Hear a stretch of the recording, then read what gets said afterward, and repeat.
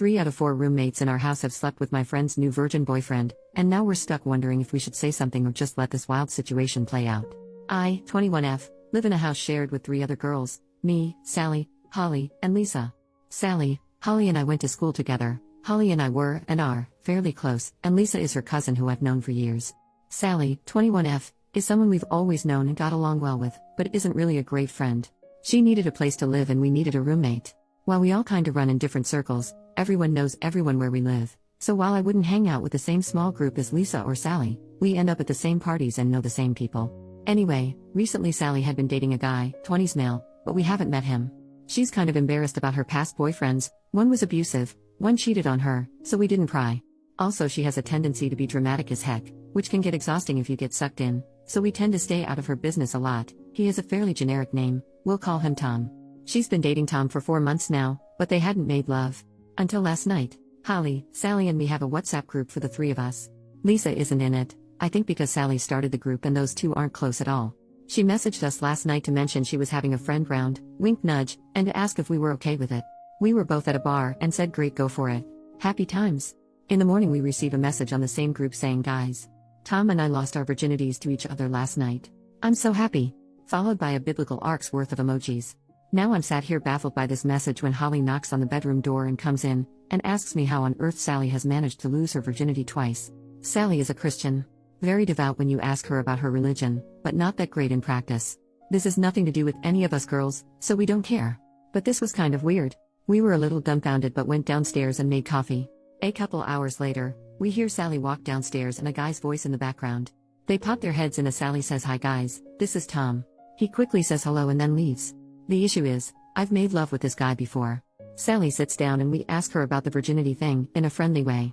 She tells us no, because she is Christian she is a virgin, because the past boyfriends treated her so badly that she had cleansed her life of them and is a virgin again. We're apparently also ignoring the several one-night stands I've overheard through my bedroom ceiling, so we ask if she's told Tom that she's a virgin. She says yes because I am. And he's a virgin too, so I thought it would sound better. I've dealt with her denial issues before but this is quite a new level. Sally leaves and I quickly turn to Holly and tell her I've slept with him. As I mentioned before, Holly and I are close, but we know a lot of the same people. Holly tells me that she's been to a party with him also and Lisa slept with Tom at that party. So what do I do? At first I felt bad for the guy for being lied to about Sally's virginity, but now he's doing the same thing? And the fact that 75% of our house has slept with him is a little icky. Do we tell her? Do we tell him? Do we leave them to it? Do we get Tom to sleep with Holly so she doesn't feel left out? Update, 5 days later. Hi everyone. I think anyone that read the original post guessed it wouldn't be long before I had an update, but even I didn't think it'd be this quick. Anyway, buckle up. So since Sally lost her virginity, I'm rolling my eyes just typing it, Tom has stayed round basically every night. This is fine with all of us, even if a bit awkward. There's sort of an unspoken rule in our house that boyfriends are allowed round whenever without anyone needing to clear it first. If we see each other in the day, it's courtesy to mention, oh by the way, boyfriend is coming round later today, but no one has an issue if it's not brought up prior to the visit. They're not sleeping in any communal areas, and we have enough bathrooms that shower time is never an issue. So Tom has been in the house most evenings but we've barely seen him.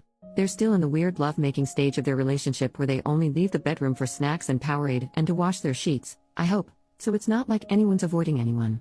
So 2 days ago Tom must have been at work, because Sally was alone in the house eating lunch.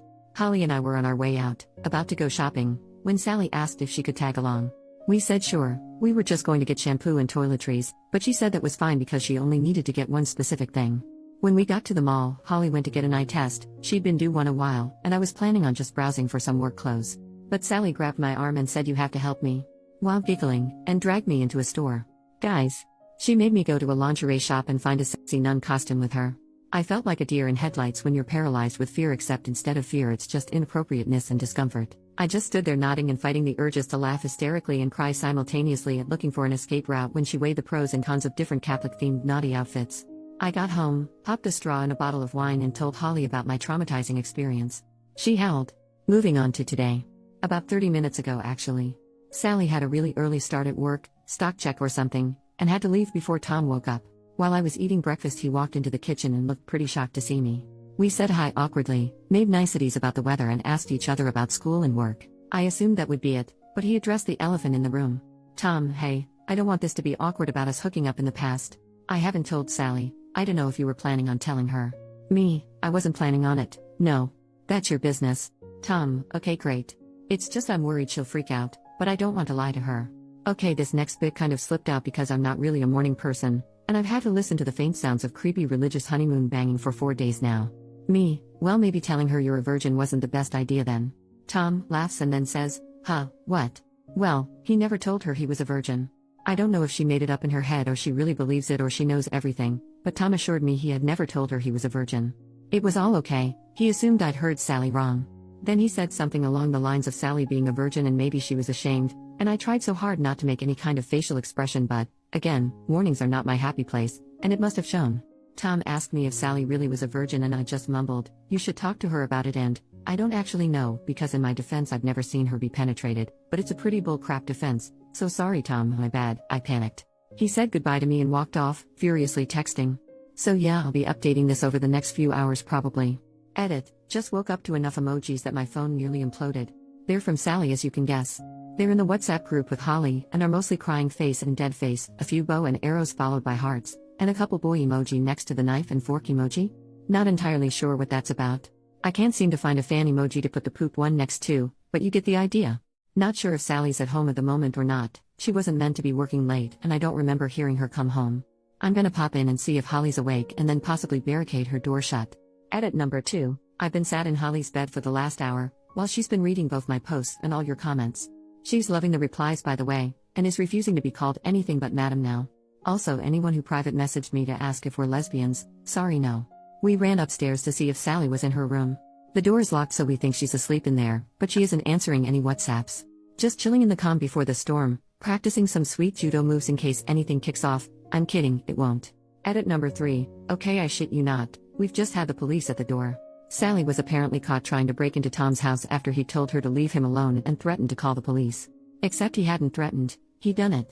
She resisted arrest and was popped in a nice little cell at about 2 a.m. She looks exhausted, bless her, but I guess a day's stalking will do that to you. She looks really sad and I feel so bad for her. Holly's running her a bath now and I'm going to make some tea. I don't know what happened between them but it looks like it fell on the not so chill side of the scale. Edit number 4, okay guys, here we go. Update time. Sally's asleep in bed and a lot has gone on in the last hour or so. Safety belts on, hands and feet in the cart at all times. Holly is here with me, she might pitch in every now and then. In fairness, Dance Moms is on at the moment, and she's done with this shit for today, so she might not be super involved. So the police dropped Sally off at home. They asked to have a quick chat with me about what happened, probably a good idea, because Sally's version was ever so slightly different, sigh, while Holly took Sally upstairs to get changed and whatever else she needed to do. The officer, who was super fine, not gonna lie, maybe he can do the rounds after Tom has left, told me that Tom called the police at 1 a.m., because Sally was harassing him over the phone and throwing rocks at his window. By the time they got there Tom had rang 3 more times, and Sally was climbing up a fence and shimmying over onto the kitchen roof, some freaking Batman crap right there. They tried to talk her down, where she was screaming and crying, they thought she might be on some sort of drugs, but I told them it's just her personality and a bit of caffeine usually. I laughed, he didn't. I'm glad you guys think I'm funny. Anyway, she tried to struggle when they restrained her and went to kick one of the officers, and at that point they were done being sympathetic, and popped her in the police car and into a cell. She's absolutely tiny so they didn't have to use force or anything, she's fine I promise. They asked us to contact her parents, because she refused to give them any contact details for her family, she would only tell them her address that she lives at with us. And guess who's off work this week so gets to play babysitter? Fan-freaking-tastic. Once they left, we got her in the bath and Holly and I sat on the bathroom floor talking to her about what happened. She was just crying into the bath and looked so sad and vulnerable, and I felt really awful for mocking her on this sub and stuff. Then she started explaining. We asked what happened. Sally said Tom texted her while she was at work saying we need to talk after work and she immediately panicked, because it's Sally. She blew up his phone. She didn't tell me this, she said she left him 3 missed calls, but she showed me her phone and the call log showed nearly 40. She then said he was such a jerk because he didn't message her to tell her he was okay, while she was worried thinking he could be dead. How Sally? How could he be dead if he texted you? My sympathy was now waning a little, but I was trying to be supportive. Once Sally finished work, she managed to get through to Tom on the phone. He told her that he had to confess and he wasn't a virgin, and didn't want to corrupt her innocence so he had to let her go. At this point Holly took in a really deep breath, stood up and muttered something about needing more coffee, and walked out. I sort of asked Sally if she was sure that's what he said, because it didn't make sense, and she nodded really aggressively, calling him a bastard for tricking her. I was trying to be gentle, rather than just calling her out on her bull crap, because she hadn't slept and she was an emotional mess, so I asked why she didn't just tell Tom that she wasn't a real virgin. That was a mistake. She started crying and yelling about being a virgin again, Thanks for that phrase, whoever coined it in the first post, and how her virginity is her decision. Holly walked in with coffees and teas and Sally calmed down. She gave Sally her tea and gave me a coffee. I looked at her. I don't drink coffee and Holly knows this, and she just raised her eyebrows and nodded. I took a sip and it was mostly whiskey. Gotta love the girl. We asked Sally why she went to Tom's house. She said he invited her over to talk about them and work it out. My acute critical thinking skills tell me this is bull crap. Sally said he didn't answer the door and she got concerned that he, once again, could be dead. Tom is clearly accident prone as heck, and she needed to check he was okay. Hence the climbing. Because even though he's an asshole and she hates him, she still cares about him, and needed to know he was alright. She finished work sometime between 4 and 6 p.m., that's her usual shifts, and was arrested at 2 a.m. so I have no idea what she did during those hours. Probably built a lair with a map with lots of strings attached to photos with thumbtacks and newspaper cuttings stuck on the wall. It doesn't seem like we'll be getting a very clear picture of what actually happened from Sally, but you can piece a lot of bits together and figure she just went all girl interrupted on him. Oh, and at least 2 times in the conversation she mentioned she was worried she could be pregnant. Again, I'm bargaining on this being hysterical lack of sleep bull crap. So Sally is asleep now, and Holly and I are day drinking. Everything has gone swimmingly. Lisa is away for the next couple days and is blissfully ignorant to everything that's gone on. 2 out of 10. Would not do again. Final update, probably. So Sally slept for about 24 hours, I'm not even kidding. She went to sleep, woke up briefly to raid the fridge, and then went back to sleep. She has a blurry recollection of what happened, and doesn't really remember the bath or telling me what happened. I joked that at least she didn't remember me molesting her, which she laughed at, so she's getting back to herself a bit. This morning I sat her down and asked what was going on. She told me that school has been getting really on top of her, especially with work too and going to all her church meetings and volunteering. I kind of wanted to say, well, screw church. But I feel like that's a thing you don't say. And she got some Adderall, I'm assumed Adderall. She just said they were study pills, from a couple guys at school to keep her awake to finish essays. But as it always is with delicious Adderall, people tend to take it a little too far. Not to get all after school special and preachy, but guys, if school is so hard you need to take drugs, maybe we should put ourselves first and become strips. Anyway, Sally's little pick-me-ups became a regular thing, and none of us noticed because we all get a little caffeine dependent during the school year, and she had a pretty screechy voice to begin with. She apologized for going loco and I apologized for being a crappy roommate and not noticing she was crazy. We did a ceremonious flushing of the pills down our least used toilet. PSA, that stuff doesn't flush super easily. It was humiliating. I had to claw like 3 of them out of the bowl because they must have gotten fused to the ceramic and I couldn't let Sally do it in case she went all train spotting and shoved them up her butt. It really ruined the moment, and now it's probably going to be our never used toilet because I managed to drop the bag in, and I think it messed up the system because it's blocked. We have a meeting next week with someone at school, I guess a counselor? I didn't speak directly with her on the phone, who's going to talk about healthy ways of dealing with stress. It was just going to be Sally going, but she was nervous so I said I'd go too, and it can't really hurt to know how to calm myself down in a way that isn't alcohol. I asked Sally if she was going to talk her parents about this, but she said no, because as I mentioned in some comments, they're very religious and their suggestion would be pray more. I have their number though, I'll use it if I need to. I asked Sally if she was pregnant and her eyes widened and she looked baffled. She actually said no? Are you? So we can equate that to mild psychosis and crazy beachness, we've all been there.